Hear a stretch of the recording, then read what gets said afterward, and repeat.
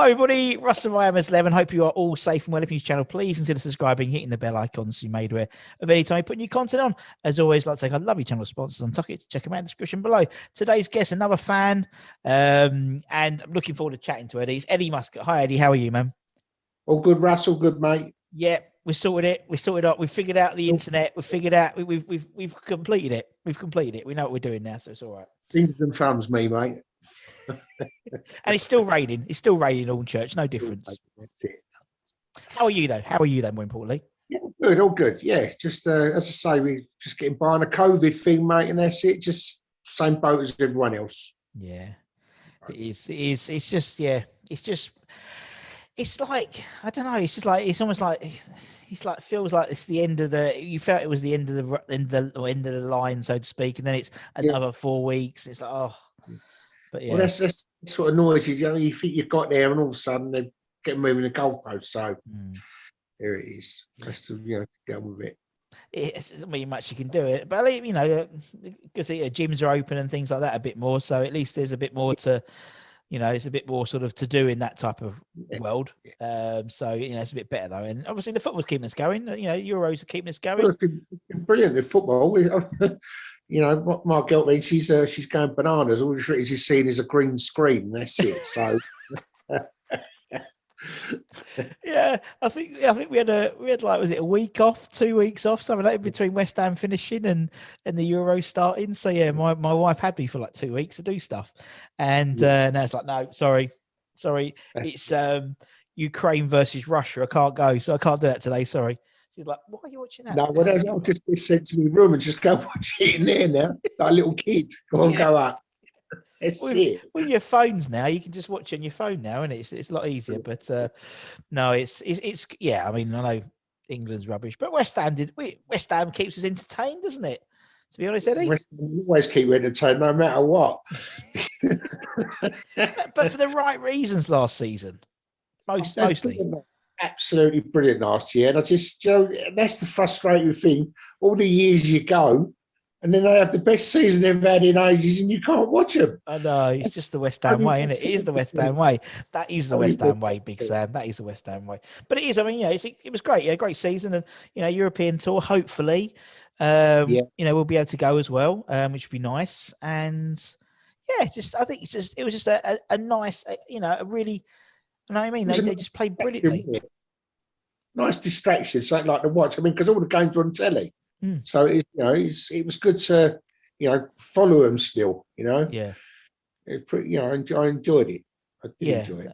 It was good. Like what we usually lose to, like Sheffield United, had results. So it's like the flip. It's like a flip, weren't it? We always used to play. We always used to turn up for the greedy 6 games, and then always used to let us down for the other. Yeah. What was it 13? But it was the other way around this season, wasn't it? Really. So they'll get into their heads a little bit now, saying, "Look, we can do it." Hopefully, if he, gets a bit more money, you've got to buy a striker. There's no 2 ways about that. And try and go for it. Push up there, be there. Not being funny. You'd like the Olympic Stadium or not? It is. We're there now, so try and make it. Not an intimidating place like Upton Park was.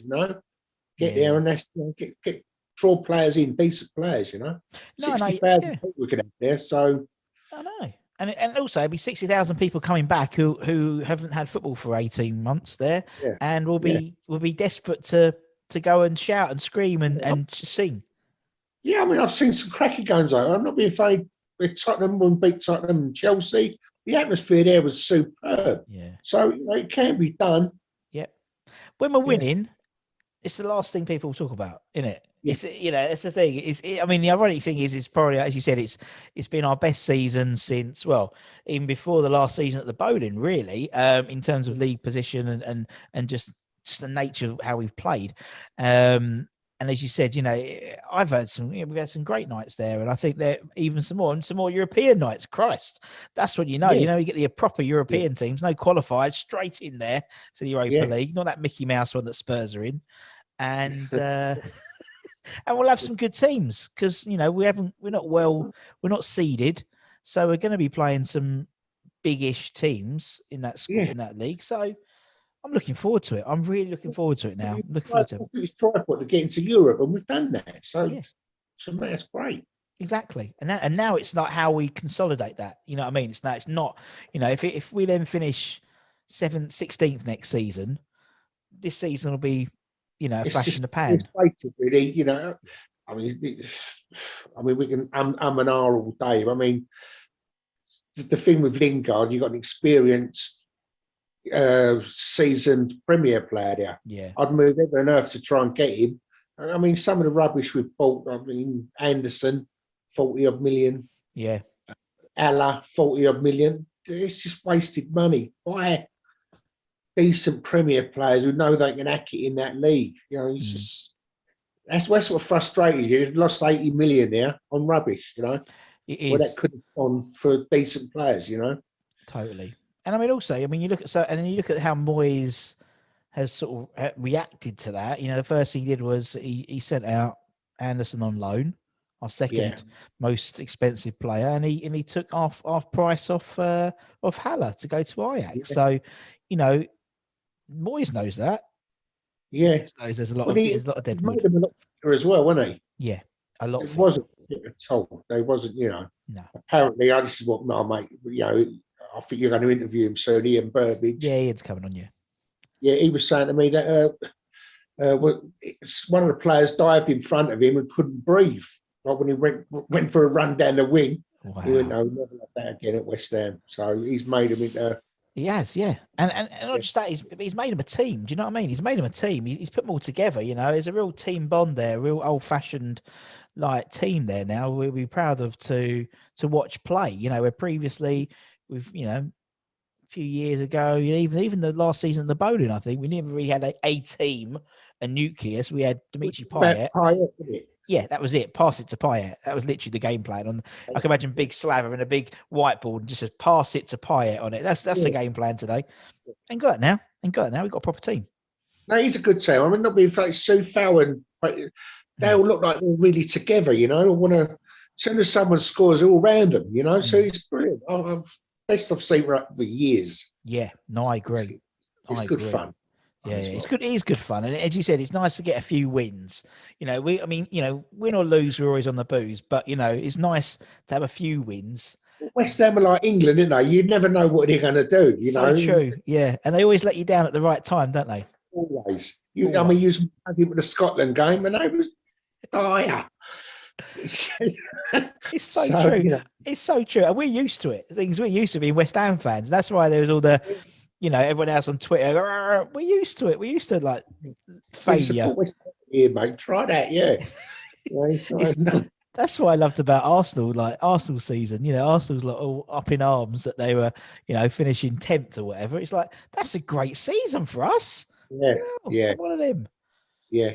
But yeah, no, it's good fun. Yeah, I love it, man. And we'll see what happens next season. I think you know, next season, I reckon if we top 10 minimum next season, I'd say. Yeah, I think all the other teams around us are gonna put a lot of, you know, all the team, you know, sort of the Man United, Cities, Liverpool, they're gonna spend big this summer. Yeah. And so if we can get 10th, like at least 10th, I'm happy. I think it'd be a great season for us. No, we're not, as I say, you've got your top 6, which we're not going to win the league, are we? No. He's not going to spend 400 million, is he, and buy players? He's not that player, though, is he? He's not that manager. He's not that type of manager. Do you know what I mean? That's what I like about him. He knows what he's looking for. He wants decent, hard-working footballers who are going to play football for him. So, you know, if he gets a few more additions, I mean, let's just say, look, everyone was going mad over Dean Garner getting sold. He's proved right, hasn't he? Yeah. That's what I mean. Done nothing for him, has he? No, done nothing.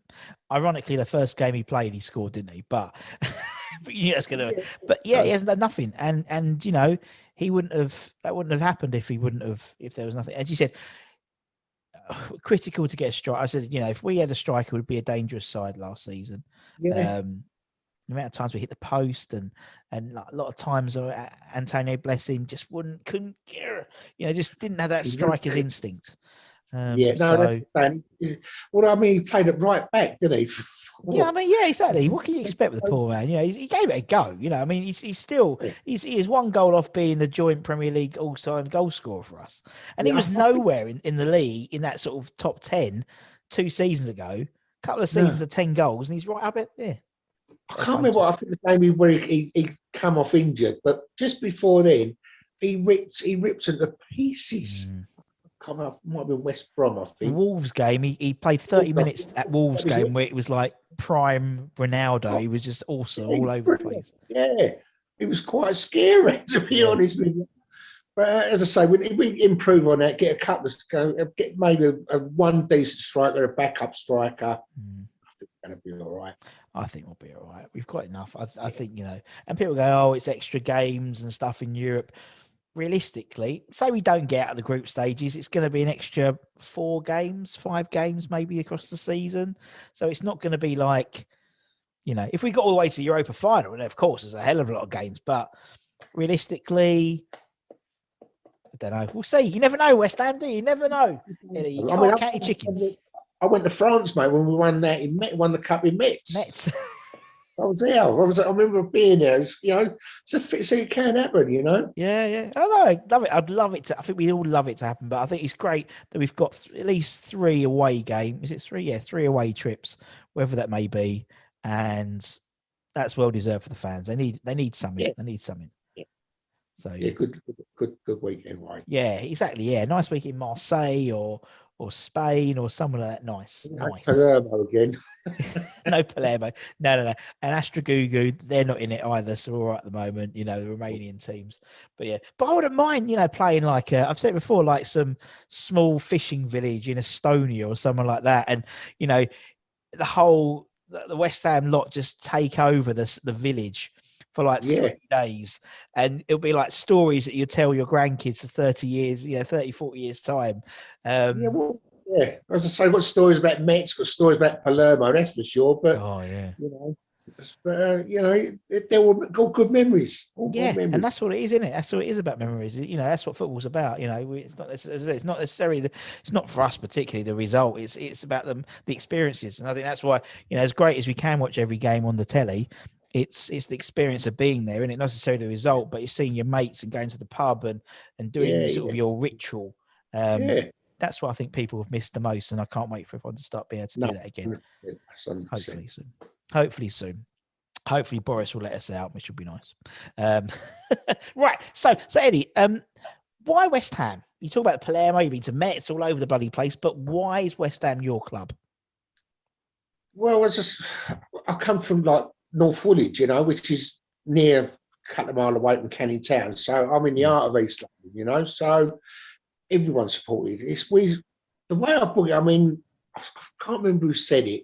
I remember someone said Manchester is an area, Liverpool's an area, West Ham's 5 streets. Basically, we were in a little area in Newham. We're not a big like Glasgow Celtic or Glasgow Rangers. We're just West Ham, and that's it. So that's what I like about us. We are our own little patch. You know what I mean? We're us. We'll look after each other and things like that. Good support. That's why West Ham always have been, always will be. Yeah. Do you remember your first game at the Upton Park? You know what? I was thinking about this the other day because I thought, well, in case you asked, but we're going with my dad, and it must have been a night game because walking up the stairs, and all I remember was the floodlights, and it just one of them ones, just I can't remember the first game, to be honest. I can remember that. I can't actually remember the first game. Yeah. Very young. Yeah. It's one of those things where, but as you said, you don't remember that. That's when I interview people and ask them if they always remember that, as you said, it's that first time they see the pitch, and particularly a night game. Oh, the floodlights. Wow. Yeah. The green grass never looked so green, did it? Grass never looked. Well, actually, back in those days, probably brown, wasn't it? It was probably a bit of a mud heap by then, to be honest. As I say, you see these pitches now, they're like perfect, and they're moaning, and you think, hold on, Upton Park was a mud field once.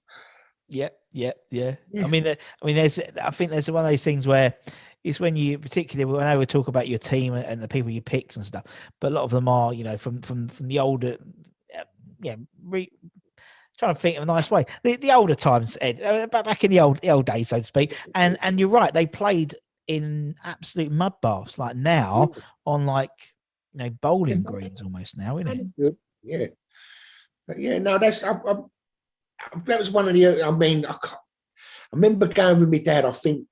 I'm sure the game was Coventry, and we was losing. I think that was for a semi-final or something. And I remember getting tossed up in the air and ended up down the front somewhere. I was only young then. I'm not sure it was Coventry. Might be lost there. Interesting. I mean, it is, but it's, as you said, so many stories since then. As you said, more recently in European, Palmero, Metz, and things like that. Always travelling away and just there's something about away fans, isn't there? The guys that go away. Yeah, I mean, even the cup final. Like, I mean, obviously, it was all gutted what happened, but it was a day and a half, and the playoffs down in Wales. These are great times. I love the playoffs at Wales in the Cardiff. I just thought it was it was just like Wembley's great, but it's just it was more atmospheric. I thought at Millennium Stadium. You would good. Exactly. It was bang in the middle of the town centre as well, and they split the city in two, and the pub is literally, the nearest bars are literally, I don't know, 50, 100 meters, 100 yards away from the stadium, and there was a real party atmosphere. No agony, was it? Because they split the city in two, basically. So that if you bump into one, you bump into West Ham, and vice versa. They done. So you knew there weren't no ag, which is not be afraid. You don't want ag. You just want to go watch a game of football. Yeah. And I remember we were there 3 years in a row, and I think I had almost exactly the same car park space 3 years in a row.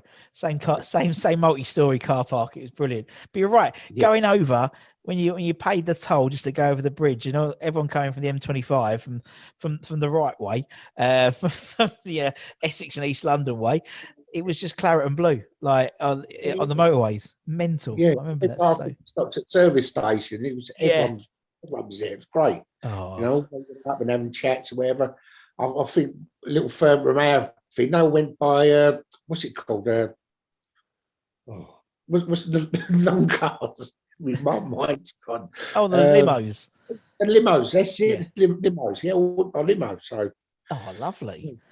Yeah, I remember we did the whole put the the ribbon on the cars and the claret and blue ribbon. As soon as you turned onto the motorway, it broke and was just flying.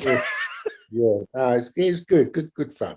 I love it. It's good crap, man. That's what's being a West Ham. It's those few times where you can. That's why I think when we do have a cup final or a playoff final, we enjoy it so much more than other clubs who do it all the time. We really enjoy it. I know the players are slightly different, but cup final, that 06 cup final, and obviously I wasn't alive to see 1980, so and stuff like that. But we enjoy it so much more, and we still talk about it. 20 years on, where City have had I don't know, every year for the last 5 or 6 years. You know what I mean? Yeah, as I say, their last one was 2006. So and next one, if we do get, obviously we'll all get one, but we'll all be out screaming, shouting, and remembering that as well. Exactly. Yeah. That's all that's fun of it. Right. Let's talk about your 11, Eddie. So obviously, everyone we get on the channel, we basically ask them to put together a Hammers 11. You can pick whoever you want based on whatever criteria, but the only rule is you have to be alive to have seen them play. Now, no disrespect, Eddie, but you have a hard task, I think, because you've been around a long time. Let's be honest. I've written down. It's all right. Because I've seen, as you said, I mean, you could put more in there. I've never seen more play. So that's the idea. That's the idea, because otherwise, everyone would put Bobby Moore in. I mean, I never saw Billy play. I never saw Trevor play. I never saw, a lot of those players. I saw McAvenny play or anything like that. So obviously, they would be in a some sort of a dream 11, but not in my 11. My 11 was somewhat a different era, sort of early 1990s onwards, basically. So more like Pete Butler and Martin Allen and Johnny Monks and people like that. But anyway, so Right. Eddie, who is in goal for the Eddie 11? Phil Parks. Oh, Parksy. What a man. What a man. He's a monster. He's a giant, isn't he? Have you met him? Huge. I have met him. Yep, he'll be on the channel in a little while time when we can do the whole social. Have to do the social distancing, but yeah, he is an absolute giant of a man. Yeah, he's huge. I didn't realise he was that big, but he's a big fella. But what a great goalkeeper! I love him. Yeah, just so like, you know, it was between him and Ludo. Yeah. Two very different goalkeepers. Obviously, you know, they somewhat followed each other into, but it was where Parksy was more like just a big guy. Ludo was slightly arguably more athletic, more like a more modern goalkeeper, really, wasn't he? But Parksy was just brilliant. Yeah. And his hair made him like a foot taller. I think he's still got his hair, and he has. He's like a big shaggy dog, isn't he? Yeah, he grew it when he turned 70 last year, would have been last year. So he grew it. He kept it, yeah. Bless him. Yeah. Right, so put big Phil in, top man. Let's go left back. Who you got left back then? Back. I've got Julian Dix. Oh, what a player. What a man. Love Julian. Yeah, he had 2 spells at West Ham, didn't he? Yeah. He was. Oh, the Shane game. I see. I think we played at Charlton once. He was absolutely hammering down. I think we lost 4-2, and he got roasted that day. Yeah. Was it Mills? And Joe, you're thinking, you're gutted because you see one of your idols getting like same as boxing. See one of your boxers getting bashed up a bit. You know? Yeah. Proper gutted that day, pissing down the rain, and I just thought, see Julian, I thought, he's gone now. It was a shame. But yeah, just it's those types, as you said, those types of games, isn't it, where maybe, or as you said, in boxers, you know, where he just doesn't click that day. You know, just something doesn't click that day. Gun shy, as we call it. Yeah. But Julie, what a lovely man. What a wand of a left foot. Speaking of England, obviously famously never played for England. Unbelievable. No, I met him once. He used to have a pub near. Because we went to the playoffs when West Ham were playing in the semi-finals. I think we was 1-0 down, weren't we? And then we went to Ipswich. Yeah. And he had a little pub round there, and we went down there and had a little chat with him. I'll be honest, I was talking about golf more than football. Yeah. Because he's supposed to be a right good golfer, isn't he? Yeah, he was. Because he retired and went on the European tour, didn't he? Yeah, something like that. So I'm talking about the golf more than anything. And he's what a nice fella. Really nice bloke. Yeah, love Julian. He's a lovely guy. Lovely guy. So he's my left back. He's your left back. Right, if he's your left back, who's your right back going to be then? Ray Stewart. Oh, Tonka. Yes. Ray will be happy. He watches all of these, so he'll be happy. He's in his team. He loves them. Race. Yeah, I just thought he was brilliant. I mean, always a cucumber. We took our penalties. I just thought his up and down play was superb. Race. I just thought he was really, really good player. He's for me, because obviously I was never around to see Ray play, but obviously watching a lot of football like you do, a lot of it, old football, because it's on telly or YouTube and stuff. Of that on Netflix, for enough of that, and you're just dependable. You know, I'm not drawing any comparisons at all, but it's how I see a little bit how Sufal plays. You know, he's just solid, and you know nothing's going to get past him.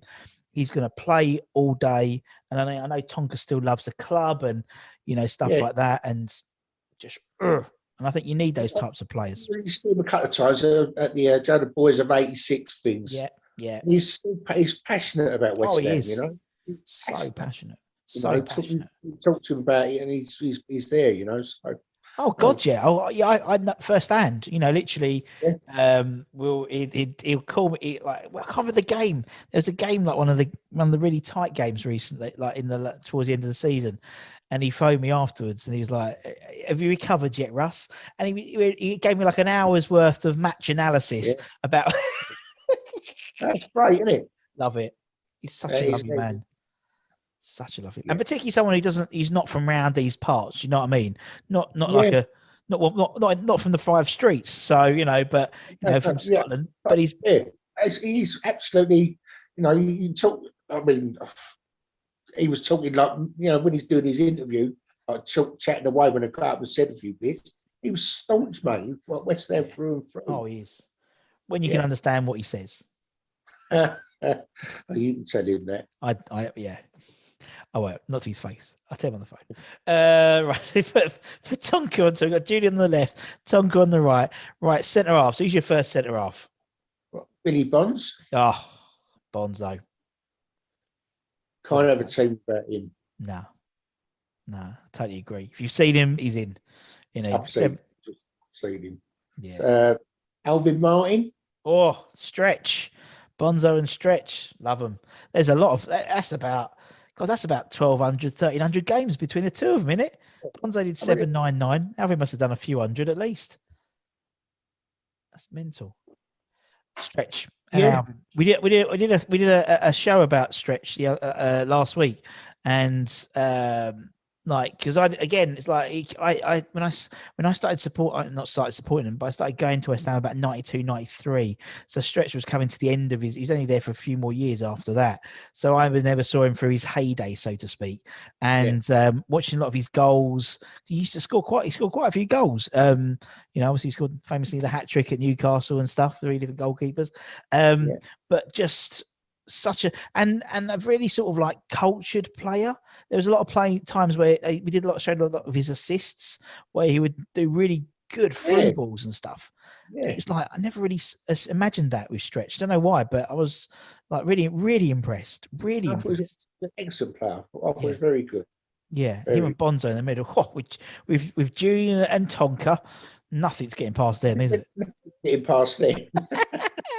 Right. Okay. Let's go left wing. Who's going to be on the left? Left wing is Liam Brady. Ah, Mr. Brady. Nice. He played, I think he had 2 seasons, didn't he? Yep. Something like that. Yeah. But whenever, what a left foot. Yeah. Well, very cultured, mate. I mean, he looked like a natural as soon as someone's don't have to work at it. Yeah, I know what you mean. Just swept these across, and he brilliant player. And they say class is permanent, isn't it? Although he's coming to the end, he was still still good. Yeah, a bit like how how Sheringham came in, and Sheringham was still class. Yeah. And I'm not comparing the two, but that's sort of my modern my equivalent, so to speak. When he came in, I think Sheringham had been top goal scorer and da. But I can imagine Liam was like, I mean, also because obviously he went to Celtic, didn't he? And if he went to Celtic and then he took Slater with him, did it? Stuart Slater. He wanted him. He took him with him to Celtic, if I remember. And obviously we're playing Celtic, aren't we? In the pre-season friendlies this season. That'd be good. So I went up to there as well one year. I did as well. I went to the last one, which was early 2000. Yeah. What's the one we lost 1-0? Yeah, it was that one. Yeah. What's that one? Yeah. I went that one. Yeah, that was a funny game. That was a funny day. That was a funny night as well. Yes, yeah. I've got a few stories over that one as well. But...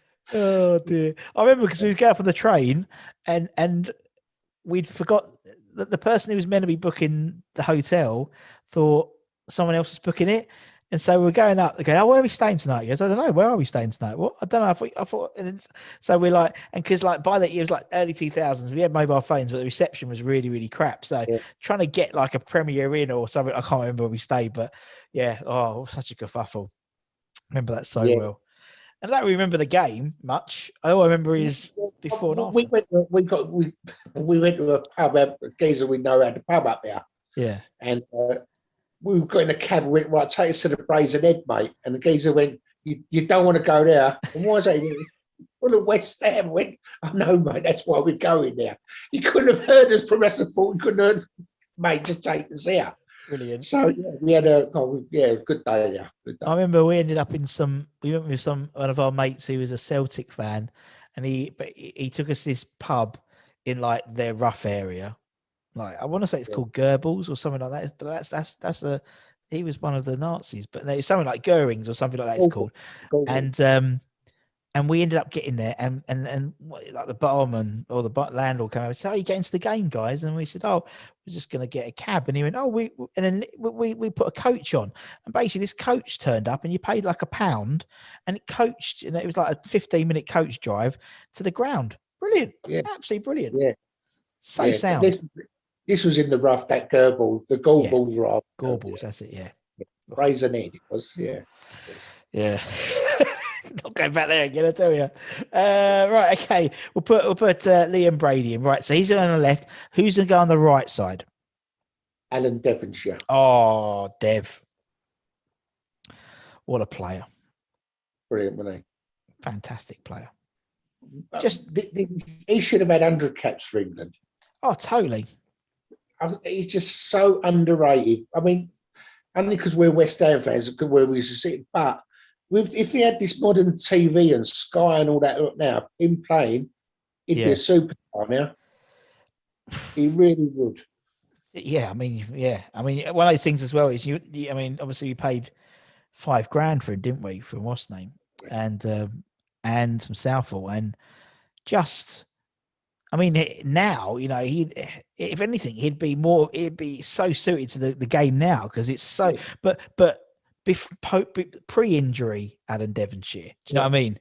Just because the game's now it's about pace. It's about quick wingers and he would have been outstanding in any team. Yeah. But also, unlike today's players, he got that horrific injury and then reinvented himself as a completely different player because he couldn't run. So again, that never happens nowadays. Mikel Antonio's not going to be. He's not going to become a cultured left back or anything. That's not his style. He does one thing and that one thing very well. He took players on. That's what I said. Get the ball and look, he's got, and he just run a bit. Not this Jack Grealish. Don't get me wrong. He's no Jack Grealish. They're not. I know what you mean. He does attack people, and Devonshire's done the same thing. And that's a real like lost art, I think, where players just turn and run at them. And that's why, again, not comparing them. He could be so much better, but he's looking for fouls all the time. Yeah. That really frustrates. Get up. That's true. In the old days, I mean, if you run, and you literally had to get fouled to go over. Now they're looking for it, which is a shame, really. Shouldn't be. But Devonshire was absolutely class, mate. I like players who just turn and run. You know what I mean? Just turn and just have a go. Like again, not comparing people with different eras, but like people like Matty Etherington, get the ball and he just go down he'll run on the right side of his foot. He'll go on the left because he's left-footed.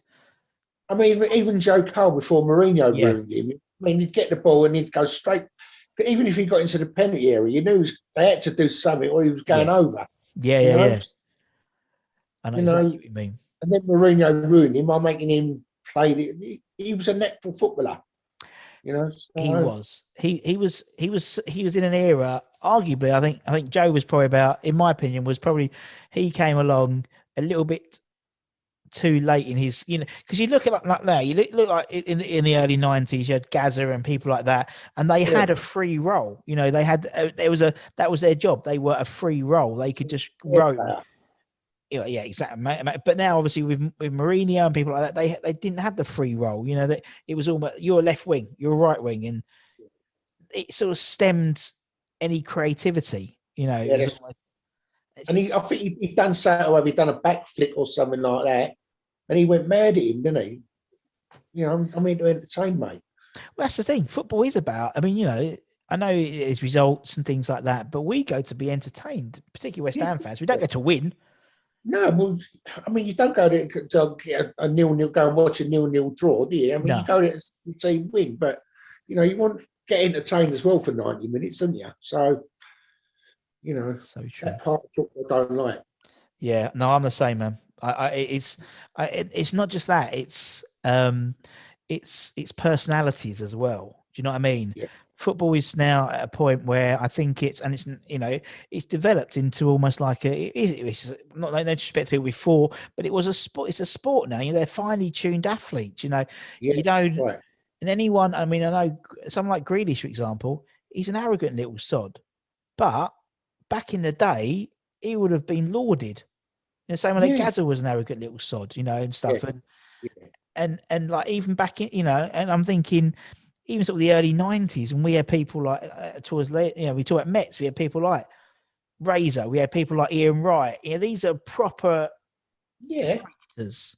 Same, it's the same with boxing as well, really, isn't it? You have some characters, and that's why people like Tyson Fury is so people love. Yeah, no, he's divisive, but you get an opinion on him.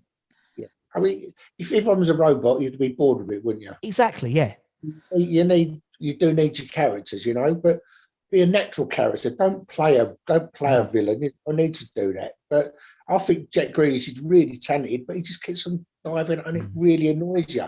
Yeah, you want to kick him up the nuts as well, don't you, Harper? So. And that's why someone like Declan Rice, when it comes to, the media and interviewing and stuff, because he's got a bit about him. He's got he's not a robot. He's his own person, and he'll talk, and he'll talk with enthusiasm and interest. That's why people love him, because he's like us. If we win, he's absolutely buzzing on the interviews. If we lost, he's devastated. Footballers today, win or lose, are just monotonous. Yeah, that's right. Well, it's all the field training, what they get all this media training. Same as the boxers. All media training. They know what to say, what not to say. Be yourself, mate. Come out, say something. Have a go at the crowd if someone's booing you. Because I remember my mate had a go at, what's he?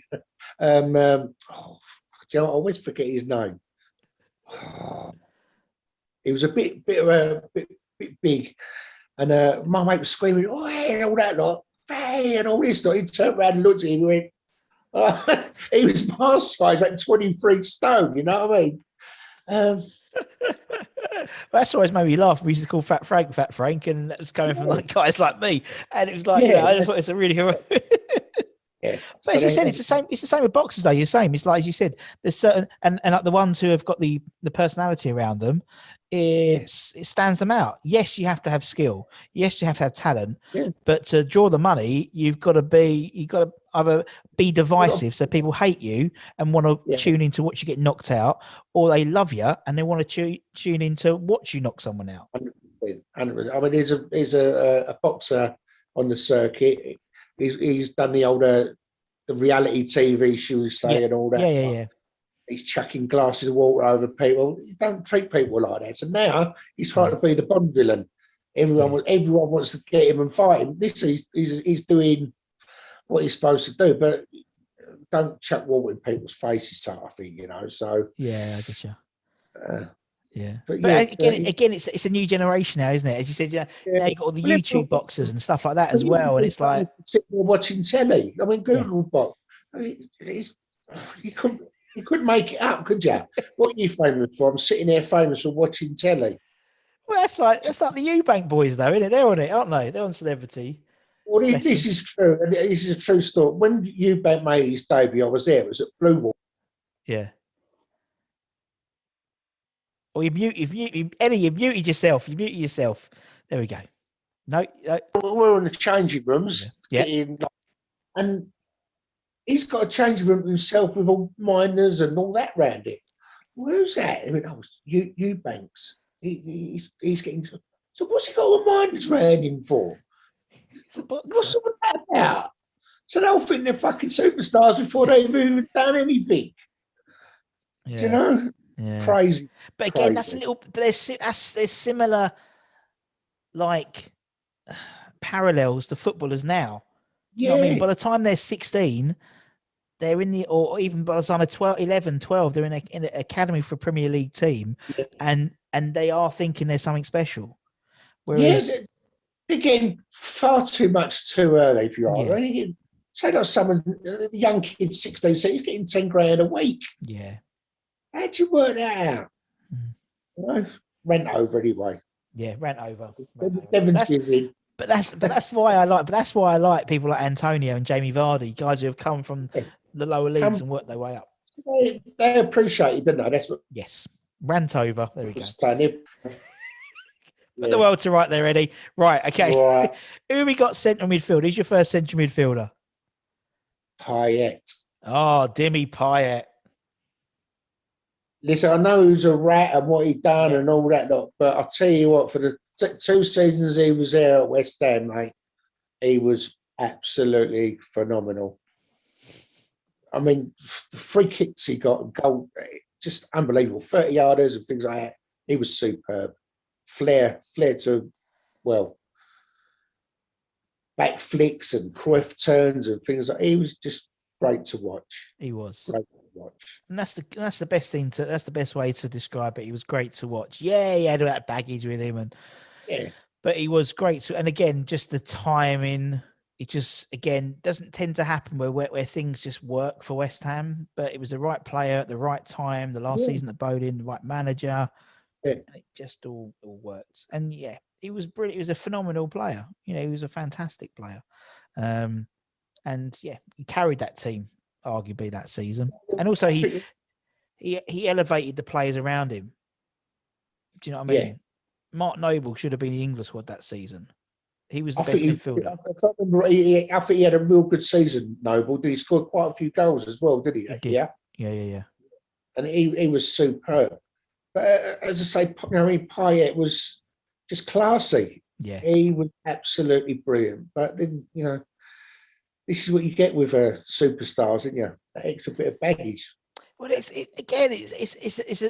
a new way of looking, a new way for footballers, isn't it? It is a career, and so they want to go and we've had a few, haven't we? We've had Payet and Arnautovic and people like that who they want to earn as much money as they want to, and it's a career for them. And I think there's a disconnect between the fans and the players, and that's why again people like Mark Noble sort of their head is again up at the parapet a little bit because they clearly are there for the love of the game and the love of the club. That's what I'm saying. They want, as you said, they want to go. Where's the best place I can go and earn as much as I can? Yeah, which no disrespect. We'd all do it. If we got offered another 20 quid an hour for another job, we'd go and take it. Yes. They're looking after their families and whatever. Where we look at it as disloyalty to our team. Yeah. They're not looking at it like that. No. And it's a change. It's a change in attitude, isn't it? I mean, you look back and you look at that team where you've got Bonzo and you've got Phil Parks and Alvin did. You got 2 double testimonials there in Bonzo and Martin and I remember interviewing. I think it was Tony Gale. So we interviewed Reg, and he said we were talking about sort of the change of mentality of footballers, and he said back then I think Gale was 11 years at the club or something like that. Every year, bar one, was a testimonial year. And that's the difference. You don't get players staying around for 10 years. How rare is it now? Yeah, that's like Mark Noble, isn't it? He's a rarity rather than the norm. Yeah. Even in managers now, I think their lifespan's 2 years, isn't it? Yeah. I mean, we've had Lyle there for years, Greenwood. I mean, we had a little spate where we had managers that was going like in and out, wasn't it, all the time? Yeah. But I hope he stays there, boys. But as I say, that's modern football. 2 years bang off.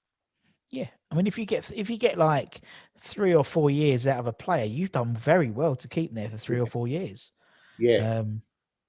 It's just, but it's the mod. Well, hopefully, Mr. Rice will buck the trend. Well, let's hope so.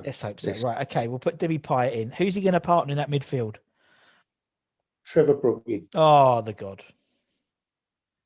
Sir Trev. What a lovely man. Yep. What a fantastic He's not man. God for nothing, is he? No, he's not. Yeah. There's only a few players who have their names named after, who are named after Stan. Stan's named after him, rather. And he's one of 3 at West Ham. So one named after him, can he? No. I think he's great. Fantastic person. Lovely man.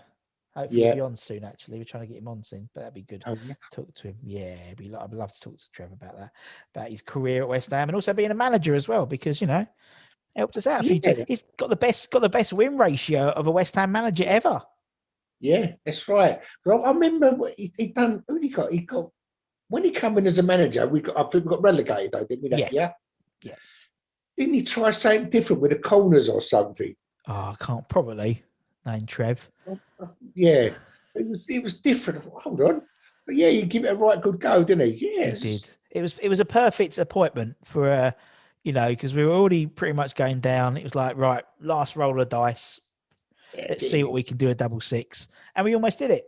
We almost did it. yeah, You know what I mean? yeah, So yeah, but I'm pleased. There's certain people, it happens. I mean, it happened with Bonzo. Really, obviously he then became a manager, and I think there's if the manager doesn't perform, then their legacy as a player somewhat gets yeah, tarnished. If that makes sense. So I think yeah, Brooking did all right to come in. All right, I'm going now. Do him a yeah. bit. I wouldn't do it full time. That's fair. That's you can't argue that. No, not He's at all. he done it. As I say, I mean, he's one of the best number 10s going. I mean, I still remember that goal he got against Hungary, and when we left it in the stanchion when he Stuck to played for England. It's been great, top man. great little player. Just Yeah, little fantastic. swivel, little whip swivel, and that was it. He was away, wasn't Never took a first touch. His first touch was always letting the ball go. That's what he? everyone Yes, when they talk about Trevor. First he, touch wasn't a touch. It was a, it was guide the ball. whip swivel, and off he went. That Love was it. it. Love it. Snake keeps at his best. Love it. I love it. Right. Okay. We'll put Brooking in. Up front, who's your first striker? Then Eddie. Frank Rennie. Oh, Return of the Frank, Mac. Frankie Mac. Love him. Absolutely yeah, love the man. yeah, yeah. I used to have a little pub, and every now and again he'd pop in there, So yeah, he was all right. He was fucking good man, top Yeah. man. But what I mean, the buzz around him. I mean, he still talks about that. He's still revered, isn't he, Frankie McAvenny? Oh yeah. I mean, we did a night, a Frank McAvenny night a couple of weeks ago, and he turned up. Oh, Turned up to his own appreciation night. Love him. I love Mako. He's such a nice bloke. yeah, But yeah, yeah, yes. I mean, because I think it's, he sort of, again, I never saw him play. But he had that, again, a bit like Julian, boomerang player, came back. He had obviously the whole thing around the boys of '86. He was a playboy. He was a great player. yeah, He'd give it on the, he'd give 100% of the pitch. yeah. He was like, that's why West He's Ham, like, because he's like tick tick tick in West yeah, Ham. he was like someone just come off the terraces and played. You know what I'm saying? Yes. Like everyone got to it. I think he come from St Mirren or someone like Yeah. that, didn't he? Yeah. So he's a working class geezer. But I loved him. I thought he was brilliant. Really Okay. did. The old blonde hair rolling around as well. Exactly. And similar to Tonka, not from around these parts, and and obviously Celtic's very close to him, but so is West Ham, and Yeah, and he does loads of the, as you said, the boys of '86 nights and things like that, and I love listening to his stories, and he's always playing. And you talk about golf, right? Because when I started in this channel, I always, I assumed that footballers play golf. That was like a given. Everyone knew that. I don't realize how much they play golf. McAvenny's literally always on the course. yeah. Always. You I've been text around him. with Tony Bell before, so yeah, he was entertaining as well. Yeah. He's just great Yeah, fun. I love him. I love Macca. Top man. no, he's good. All right. So we'll put Macca in, and there's one more spot. Paolo Di Canio. Ah, PDC. What a lovely man. What a great player. Yeah, brilliant. He's a maverick, wasn't he? Yes. You didn't know what he was going to No. get. No. I've seen him have rows and get the ball off people, sulk, sit in the middle of the pitch, Yeah. wouldn't refuse to come off once. Yeah. He's absolutely bonkers. But Absolute what a player. crackers. Oh, What a what a player. player. I mean, again, like, entertaining. You didn't know which pal you were going to get, and you turned up to Upton Park excited. But there was that whole team. That whole team was an exciting team, because I think you had you had the Paolo, you had a lot of foreign influence, obviously. You had Harry bringing in, it was a bit like a soap opera. You had Boogers, you had Darney, and then it improved up to Di Canio. But you had and then you had the youngsters coming through: Rio, Joe, Frank, Lampard, Carrick. You had some, it was a really exciting time, and Paolo just epitomised that whole time, I think. Yeah. You would, Yeah, you get exactly. You turn up anticipating what Paolo's going to turn up. Just didn't know. Yeah, well, he was the same in the changing rooms, didn't he? He'd go give long speeches and all that lot, and he'd just sit there looking, what's going on about? He's, but I mean, I think there was a thing on not too long ago. He was doing an interview in Italian telly. He had a West Ham tie on. Always does. Always does. Love it. I love players who have got tattoos, West Ham tattoos. Not a fan, but a player. And obviously, Paolo's got one. We interviewed Sebastian Schemmel. He's got one as well. And so, and for me, that epitomizes how an effect a club has on you. If you're prepared to be inked for them. But Paolo, oh, what a player. What a player. Brilliant. As you said, you could just see him and you just didn't know what Paolo was going to turn up. And when he was on point, and I think that we've always, when we talk about Paolo Di Canio, I always think there's this sort of like, because again, not from around these parts, but the fans and him just worked together and they loved him, he loved them. And I always think there's a bit of from Paolo's side, I'd love to ask him that question one day, but like an appreciation, because obviously he was on a scrap heap, really, before we signed him. He pushed the ref over, didn't he? He pushed the ref over. He was at Sheffield Wednesday. He was playing all right with Benito Carbone. Do you remember him? And they were doing all right, but he wasn't like, he came to West Ham and within a few years, he's in the same, if you talk about Premier League greats, he'll be in that list with Zola and Bergkamp and Omri and Cantona and people like that. He wouldn't have done that if he was at Sheffield Wednesday. Most spectacular goals in the Premiership, the goal against Wimbledon. Of course. He'll always have that. And sportsmanship, I think he kicks the ball against Everton, didn't he? Yeah. When someone went down, he had a chance and he just caught the ball and went, no. Yeah. So, things like that. I mean, players wouldn't do that. They just don't happen, does it? No, he's a shout. That's the one thing. That's the one thing doing this channel. It's one thing I miss is sort of the old school mentality. I think I mean, I've always mentioned it before. Like for people like okay, for example, I don't think I'm going to go to the Queen's in 20 years' time and listen to An Evening with Sebastian Haller and Felipe Anderson. No. That's why the boys of '86 are still, because they've all got personalities, and I mentioned a couple of when I was talking to when I went. Funny enough, when I go with that Tony Gow, not name drop, but I was saying, I said, "What about what teams did you like?" He went, "We hated Tottenham," because I always thought it was a big club and things like that. And he said, "We could always knew when you was about because the helicopters were flying around somewhere, and we sounded, look, the boys are there and whatever." So they was part of us as well. Yes, exactly. They knew what was going on.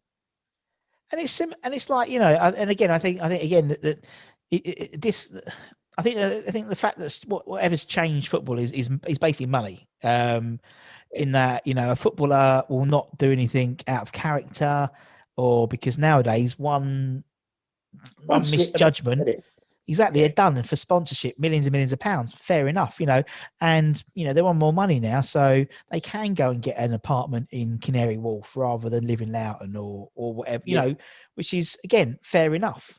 But I think say that you tweeted something 10 years ago that had come out and ruined you now.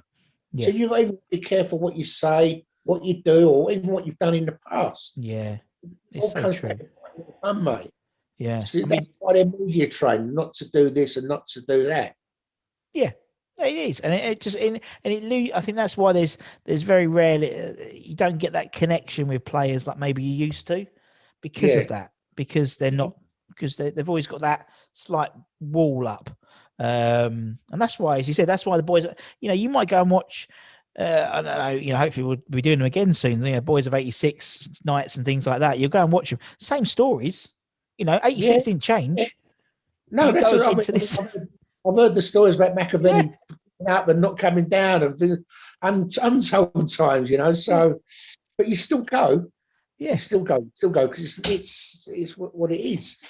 But with all this this media training, they've turned into robots. Yeah, I think it's turned into a situation where, it's again, it's a career, isn't it? In the same way that I wouldn't, do anything that would lose my job, but again, it's I know exactly what you mean. I mean, for me, the most exciting thing was walking down the road and bumping into a footballer. And then I used to live in Loughton. They all lived in Loughton because, like in the early 90s, 2000s. And that was amazing. But you don't get that now because, we can't meet anyone really now. But, but if they're living in, beautiful apartments in Canary Wharf or, whatever, then you don't get that interaction. And as you said, like, that's why I think, people like Julian, as you said, you popped into his pub or Macca would come into your pub or, you'd be walking into a bar and Ian Bishop would be there and he wouldn't sort of Don't do that jar. now. No, you don't get it now. Which is a shame. It is a shame. It is a shame. But again, we put the world to right there, Eddie. This is the question I was going to ask you, Russ. Go on then. I know you've done a best West Ham team. Yeah. Could you name the worst one you've seen? Oh, that's a good one. Oh, that's a good one, isn't it? That's a good one. We'll have to do that one. I like that one, Eddie. We'll have to do that. And you have to have seen them as well. Oh, Eddie. Oh, that sounds like fun. That sounds like fun. I'll have to be careful because I probably didn't read a lot of them. Well, you got to be careful, but again, it's your opinion, isn't it? So it's the same as the Hammers 11s. Some people, we've had some people do Hammers 11s, and it hasn't been their best players. It could be their worst players, or the sick note 11 or whatever. But I like that. Yeah. That's good. I like that. And we put the world to right, Eddie. At least we've done it. We've had our little moan. We've had our moan. We've got out of our system already for the Czech Republic game. We're okay. We're all right. Okay. Okay. Eddie, thank you so much for your time, man. It's been a real giggle. Enjoyed it. Thank you, mate. Thank you. And obviously, thank you to everyone for watching. Like, share, comment, subscribe. Myself and Eddie, take care, everyone. Stay safe. Wash those hands. Get those jab appointments. Come in your irons, and we'll see you again very, very soon. Take care, everyone. Much love. Bye-bye.